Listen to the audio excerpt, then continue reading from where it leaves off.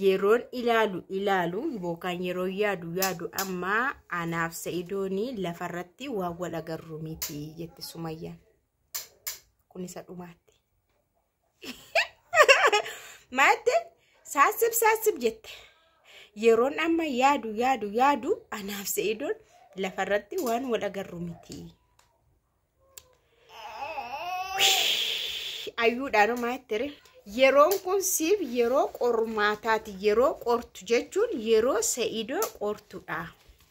Akkanatti fudhadhuti ana yookaan Sumayyaa filadhu maaliif hin jenneeni. Yeroo sana siifuu yeroo qorumsaa waan ta'eef adda baafatta yookaan ana filadhu yookaan Sumayyaa filadhu jettee maa hin hambisne. Gaafanni kilooroksii sii bitee. Gaafas maa adda hin baafanne. Ati eenyummaan kee inni sirriin waan gadi baheef Sa'idoonu kilooroksii sii bitee sii kenne. Eenyummaa keessa dhugaa waan bareefi. Haga ammaa garuu inni eenyummaa keessa dhugaa hin barree turre. Duraanii bakka miskiinadha of maal gooti maqaa kootti maal taati jedhee kan si urursaa ture. Yeroo sanas ijoolleen jiru. Yeroo sanas ijoolleen dhalatanii jiru. Ani ergasii ijoolleen deenye. Ijoolleen warruma yeroo duraanii sana. Kan inni amma ijoollee koo naa caaltaa jedhe kilooroksii sii bite. Yeroo sana ijoollee koo naa hin caaltu maa hin jenne. Yeroo itti ofin ajjeesa itti ayyuun ofin ajjeesa malee bakka minaamin jettee sargiitti maalitti ergaan turre Sa'idoo yeroodhuma sanayyuu ati ijoollee koo naa hin caaltu feetuu maalii bahii feetuu lafa lixii jedhe maaliif hin dhufne dhaga. Maaliif yeroo sanatti gale amma akkamittiin kilooroksii sii bitee dhufaa. Kana jechuun eenyummaa kee baree akkati sobdu bareeti. Sumayyaan balaa buustee kabajamtoota hordoftoota nagaa waaqayyoon hunduma keessaniif haa baay'eetu akkam jirtu nagaa keessanii ani baay'ee nagaa galata waaqaa ta'u. Ay baga jiraatanii har'a keessan kaarraa torban tokkotti Sumayyaa argine namba deemtee ana ijoollee dhabiisiin ta'e jettee dhugaadha biiziinii taati. Egaa ayyuudhaaf dhaamsa garaagaraa keessee Sa'idoodhaaf dhaamsa garaagaraa keessee birrii kan jettus ammaati ani osoo Itoophiyaa jedhee afaan koo keessaa hin fixinetti Itoophiyaa galedhee afaan koo keessaa otoo hin fixiin fiigdee dhufte. Ani ndaami hoteela sana ani birrii fixaan jiru itti. Waan maallaqaa yoo ta'e maallaqa fixaan jiru. Hoteela sana dhiisee hoteela kan biraa keessa jira. Waan irra kadhe tokko hin qabu. Haga amma birrii qaba. Birrii yeroo dhabu immoo dirqama keetii ijoollee kee waan ta'eef sin gaafadha itti. Argitanii full of confidence. Yes or no? Yes. Yayyaman English. Ingiliffa yamani dhamdisheen kun.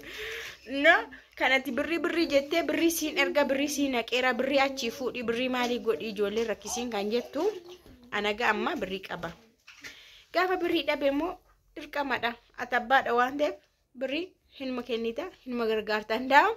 Yeroo kana keessa namni akkamitti ijoollee guddisii jedhamee gaafatamaa yeroo jedhamutti ati immoo baasiin baasa ijoolleetti jetteetu akkas ta'aa jirta.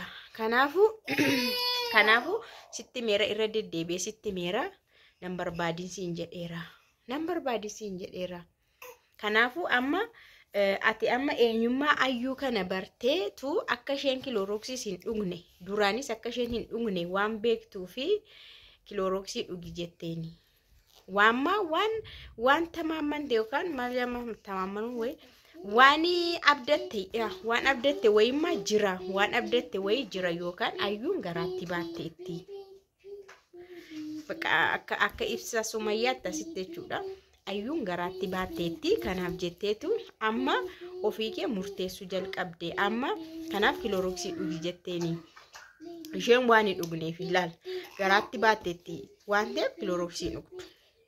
Baqqanaa ayyuu ati immoo nama kanaan dura kilooroksii dhugdee coggaarraan kee akka gaabii miicamee fi addaateef kana akkamitti murteessisiifachuu dadhabde filannoo keessee fi anarraa kutuu akkamitti dadhabde akkanin nama barbaanne gochuu akkamitti dadhabde jettee yeroo Sa'idoon kilooroksii bitu immoo waaw jechaa turte gammadaa turte jechuudha. Sirriidha jechaa turte bituu qaba dhuguu qabdi jechaa turte jechuudha. Viidiyoo ishii ilaaltanitti yoo ta'e yeroo reakshinii gochaa turte jechuudha.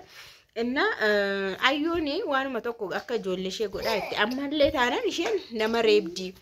Ijoolleen koo mootummaa akka carraa ta'e ijoolleen koo immoo osuma akka carraa ta'e wal faana taaneeyyuu bakka masaanuu mataatee jiraatteeyyuu abbaa yoo jedhan illee ijoollee koo kabaluun shin oolu dhahuun shin oolu abbaa yoo jedhanii maaliif isheen oluma taalte guddaas kabaluu xinnaas kabaluu dhiiras kabaluu dubartiis kabaluudha. Manni barumsaa isheen itti baratte suni waa'ee reebichaa barsiisaayyuu itti keessa baate mana barumsaa ayyuun itti baratte waa'ee reebichaa barsiisaayyuu jette ganna tina sirata hin qabdu dhiiratti sarka kaasti dubartiitti sarka kaasti waa akkuma ol fuudha olti ganna amma ijoolleemti koo dingata ishee biratte baabaadhaan iyyuu xiffiidha tumti ijoollee kooyyuu inna yakkeette tokko immoo yookaan ati masaanuu gaarii miti yookaan ati masaanuu badduu miti. Yeroo tokko akkuma nama gaarii yaade wahii dubbatta. Yeroo tokko immoo waan ati dubbattu sirrii miti. Kanaaf yookaan yeroo tokko akka nama naa yaadee taata. Yeroo tokko immoo bakka ijoollee isheen kalijoochuu minaalleen jette sana ani Sumayyaanii beektee tukan of oskaa jirtu beektee sirakkisaa jirti hin jenne isheen haa dhuftu malee ati hin deemin hin jenne viidiyoo yeroo darbee irratti isa reaaktii gooteetu isheen haa dhuftu ati maaliif rakkattaa isheen beekaadha kan isheen akkas ta'aa jirtu beekaa sirakkisaa jirti beekaa dhokachaa jirti. Kanaafuu ani ijoollee irraa maalan kalijoochuu minaalleen jette. Na kanaafuu ati dhugumayyuu ijoollee korraa maal qabdaa? Ati se'idoodha malee waa'ee ijoollee koo maaltu si laallata? Yaani akka yaada keessanitti ijoollee dhuma qofa argachuudha. Ijoollee yoo simbira geesse akkasumatti barbaachi keessaniitti. Kanaammoo anaa lubbuun koo lafa kanaa ol jiru irra keessa lafaa jiru kun hin ta'uu danda'u. Ijoolleen koo sin argamanii simbiratti anis never ever jette. Jalqaba gaafuma jalqabduyyuu yeroo yaadu anaaf se'idoo lafarratti waliin agarru jette. Kana ishee jedhe baay'isoo. Kana hunda isheetu jedhe an turjumaana malee waan hin jedhaa waan itti dabale hin qabu. Na waan itti dabale tokko hin qabu as keessatti. Waan ofii koo dubbadhe tokko hin jiru.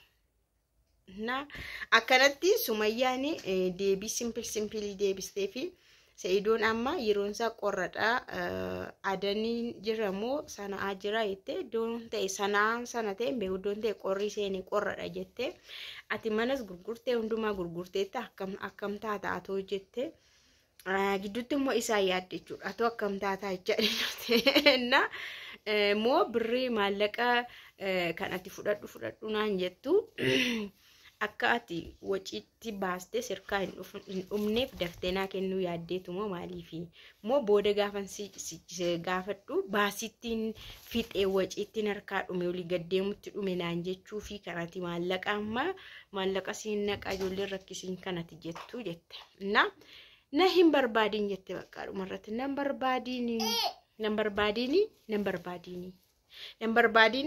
ammayyuu iddoon jiru hin beeku itti ammayyuu ani iddoon jiru hin beeku yoo ani iddoo fedhe deeme na hordofaaf taayyuu jetteen bakka basma abba walde maanni kun bakka maanni murte maal wayya qoy yoo akkamtee ufti yoo akkamtee seedoo faana wal quunnamu yoo akkamtee seedoon ijoollee isaa argande ani sagaleen koo na duude bakka mataan narraa dhume waa'ee isaanii kun mataan narraa dhume amma immoo sagaleen koo na duuduuf naduude bakka Sumayyaan illee nu warra rakkatullee nu laalaan jirtu nuufillee garaadhaa fudidde namni sababii kootti rakkate hin jenne sababii kootti rifeensa irraa uume hin jenne sababii kootti sagalee isaan duude hin jenne sababii kootti hirriba dhaban hin jenne bakka isheen tokkoof tokko qabattee teesse amma maal isinitti fakkaate jalqaba irratti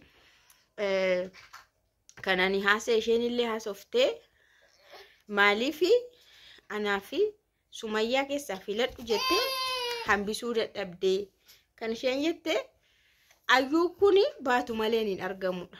Isheen kallattii haasa'an jirtu bara. Kallattii haasa'an jirtu. Ayyuu ati irraa deemii bahi gidduudha dhiisi bakka yeroo sana dhufaa hin jenne. Isheen afishii akkanatti hin jenne afaaniin garuu ayyuun kuni yoo se'idoo irraa adda baate qofa kan isheen argamtu. Ayyuun jireenya se'idoo keessaa baate se'idoonis bakka harraan booda jedhee ayyuu faana irraa baheera gargar baheera yoo inni jedhe waan dumaa xumurees Sumayyaa hin argamti. Kana qofa murteen dhuma. Kana achi ani hin beeku. Anuma komantiin kennu yaada sin kennu nan dadhabe. Turjumaana bichaan odeesse.